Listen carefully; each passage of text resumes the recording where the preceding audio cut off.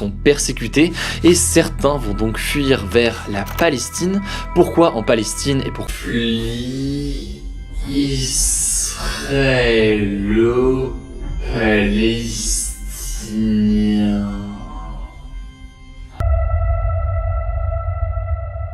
À la fin du 19e siècle, il n'y a pas d'Israël, mais par contre, il y a bien la Palestine, une province de ce qui s'appelait l'Empire ottoman, et où habite à ce moment-là une population arabe composée de 80% de musulmans environ, 10% de chrétiens et 10% de juifs. Faut savoir qu'au même moment, en Europe, promise par Dieu à Abraham, le père du judaïsme, et à ses descendants. Le sionisme, c'est quoi? C'est un mouvement politique qui a pour objectif Qu'est-ce que l'hypnose conversationnelle? Notre troisième expédition était consacrée aux recherches métaphysiques.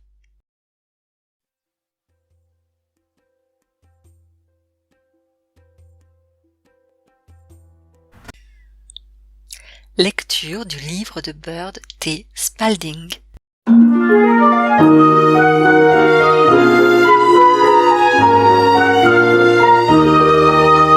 Salut, bienvenue dans Musicam Scribere, installez-vous et mettez-vous à l'aise. Je vous rappelle que tous les épisodes de cette chronique doivent se regarder dans l'ordre, donc je vous remets un petit coup de playlist. On a vu depuis l'épisode 3 comment noter les différentes durées des notes, et aussi le découpage des portées en mesure et en temps par mesure. Maintenant, on va faire des petits tests pour voir si vous avez compris. Pour rappel, voici les correspondances entre les figures de notes. Alors, Nous quittâmes Potal pour Asma, village plus petit, distant d'environ 150 km. Émile désigna 2 hommes encore jeunes pour nous accompagner. Tous 2 étaient de beaux spécimens, bien plantés, du type hindou. Ils prirent la responsabilité de toute l'expédition, avec une aisance et un équilibre si parfait que nous n'avions jamais rien vu de pareil. Pour la facilité du récit, je les appellerai Jast et Népro. Émile était bien plus âgé qu'eux. Jast était le directeur de l'expédition et Népro, son aide, veillait à l'exécution des ordres. Émile nous congédia en faisant les remarques suivantes. Vous partez en expédition avec Jast et Népro pour vous accompagner. Je resterai ici quelques jours, car, avec votre mode de locomotion, il vous faudra environ 5 jours pour arriver à votre prochaine étape importante, à 150 km d'ici. Je n'ai pas besoin d'autant de temps pour franchir cette distance, mais je serai là-bas pour vous recevoir. un peu dans l'histoire, on est désormais en 1914, c'est en 1914 qu'éclate donc la Première Guerre mondiale, la Grande-Bretagne rentre en guerre contre l'Empire ottoman, qui contrôle donc à ce moment-là la Palestine, et en plein conflit, eh bien, le gouvernement britannique promet aux juifs de son pays un foyer pour eux directement en Palestine. 早く逃げないと。あの巨人。トマグイ。体を再生できないのか。どうにかしてあの巨人の謎を解明できれば、この絶望的な現状を打破するきっかけになるかもしれないと思ったのに。同感だ。あのまま食い尽くされちゃ何も分からずじまいだ。あの巨人にこびりついてる奴らを俺たちで排除して、とりあえずは延命させよう。正気からいな。やっとこの窮地から脱出できんだぞ。例えばあの巨人が味方になる可能性があるとしたら、どんな大砲よりも強力な武器になると思わない？味方だと本気で言ってんのか。あいつはトーマスを食った飛行士。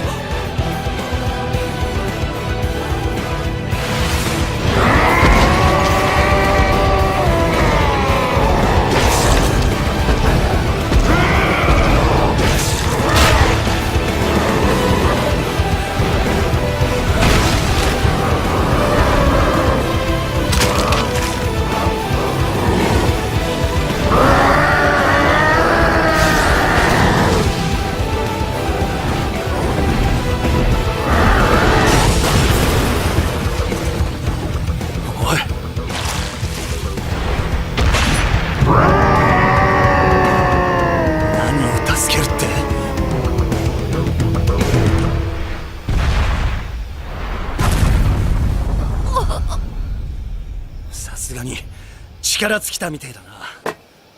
もういいだろう。ずらかるぞ。あんな化け物が味方なわけねえ。巨人は巨人なんだ。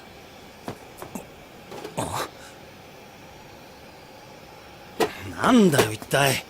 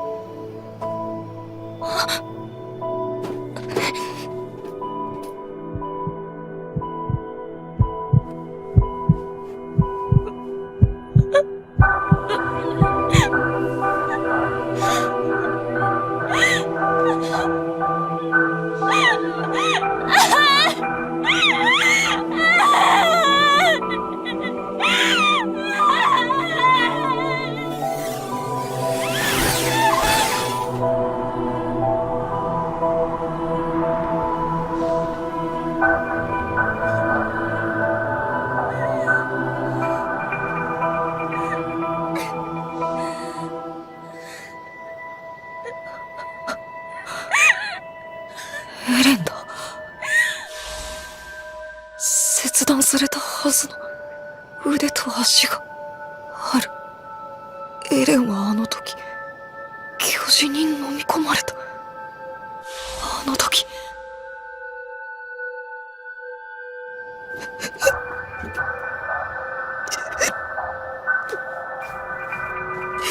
一体何が。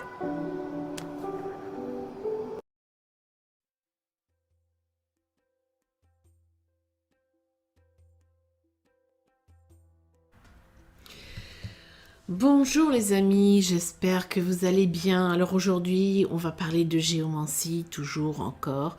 La géomancie est un art exact et complexe. Je l'ai écrit bien souvent et aujourd'hui, nous allons voir très brièvement dans un podcast court de 2 minutes ce que représente la géomancie. Le gouvernement britannique promet aux juifs de son pays un foyer pour eux directement en Palestine. En 1918, la première guerre mondiale prend fin, l'Empire ottoman s'effondre.